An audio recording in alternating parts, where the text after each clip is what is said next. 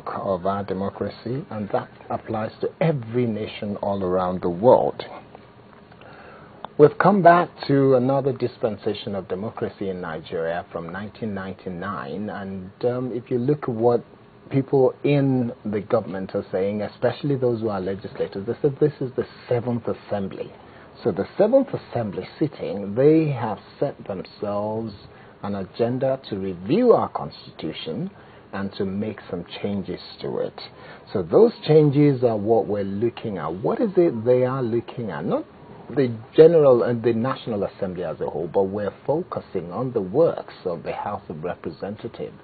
And to discuss this with us this morning, we have right here in the studio, on my left-hand side, Biodun Sowunmi, who's a social commentator, public affairs analyst, extraordinaire. Pleased to be here. Good to have you here. And on my right-hand side, would I say one of the legal luminaries? He's a legal practitioner, Bisi Adegbuyi. Great to have you here today. Good morning. Thanks for having me. Good morning.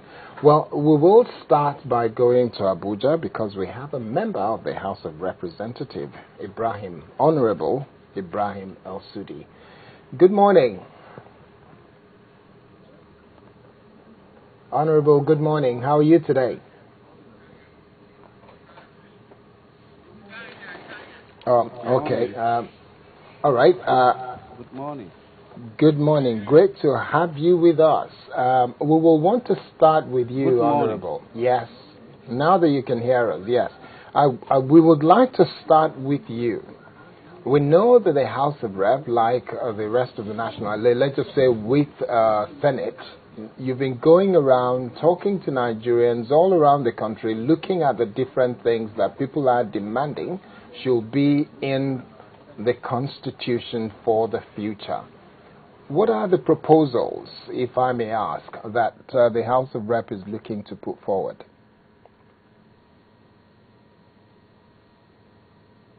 Hello? Yes.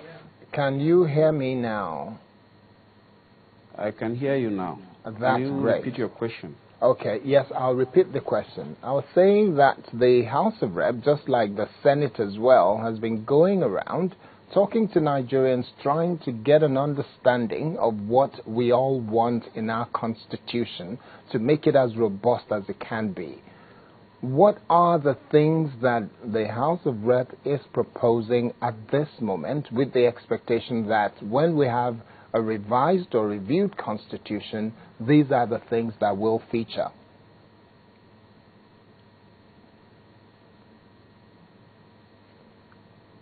Basically, the House of Representatives, particularly the 7th Assembly, has embarked on the amendment of the Constitution, or the alteration of the Constitution, so to say. The Constitution does not talk of amendments, but it talks of alteration, as encapsulated under Section 9 of the 1999 Constitution as altered or amended. Now, we are looking at a broad spectrum of issues, particularly those issues we feel are very important and fundamental to the yearnings and aspirations of every citizen of Nigeria. We have gone to the public to solicit and hear the opinion of Nigerians as regards to the vexed issue of local government funding, with particular reference to the issue of state-local government joint account. We equally look at the issue of autonomy of local governments. And when we talk of autonomy, we are not only talking of, only administrative autonomy, not to be tied to the apron strings of the state governments, but we are also talking of financial autonomy. And the general, consensus all over the Federation is that the local governments as a third tier of government, as adumbrated by the Supreme Court, even though not expressly stated in the Constitution, should have some measure of autonomy as the bedrock of democratic practice. Then the issue of, attorneys general who are political appointees should also be severed from political, holdings, that they should be independent. We should have commissioners of justice and then attorneys general different from the commissioners. So also the minister of justice should be different from the attorney general. And a lot of other issues. This basically will change the political terrain, will give a measure of independence to certain, democratic practices. And since the people have participated, we believe it will give a semblance of a people's constitution, despite the criticism that we do not have the powers, to give constitution to the people. We already have an existing constitution, and we insist that as the representatives of the constitution, we should bring the constitution in line with international best practice. Okay. Honorable, let me start with where you started, which is the state and local government, the amendment or the alteration that you're looking to have in the Constitution regarding the state and local government. Is it far-reaching enough? What exactly are you proposing? Are you proposing that there should be a complete autonomy of the local government from the state government, which means complete autonomy in the sense of their finances, in the sense of their administration and their reporting line, so that there is no governor that will talk down to a local government chairman or give them instruction or ask them to come and report to him at the state governor's office? How far is the proposal that you're putting on the table? The proposal is wholesale. It encompasses all gamut of administration. It encompasses economic, viability and autonomy. And we want to completely sever them from the apron strings of state governments or state governors.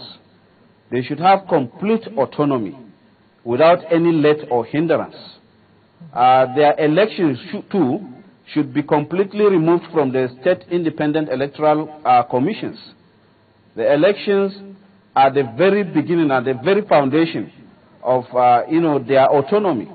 Once they are subjected to state independent electoral commissions, we know the vagaries of the state governors and state governments, and therefore they will handpick individuals whom they feel are absolutely loyal to them. And therefore, one of the very fundamental issues we want to, alter is the issue of, state independent electoral commission. Once that is done, then we talk of complete administrative autonomy, so that the functions, their tenure, their roles, and everything will be defined in the Constitution.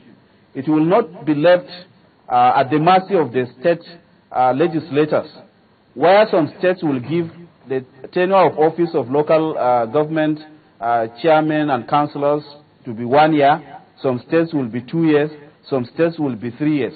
We want to give a uniform tenure, which will be 4 years. Okay. And each local government should have its own funds, devoid of any interference from the state.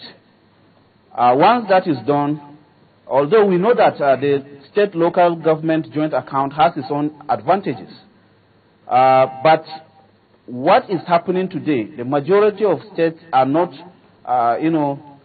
complying, or rather playing the game according to the rules.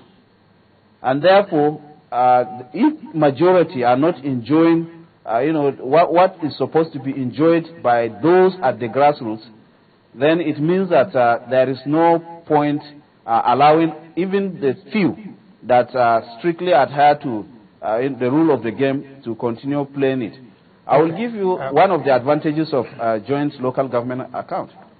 I was once chairman of joint local government, state joint local government account of my state, that is Taraba State. We discovered that 5 local governments were not viable.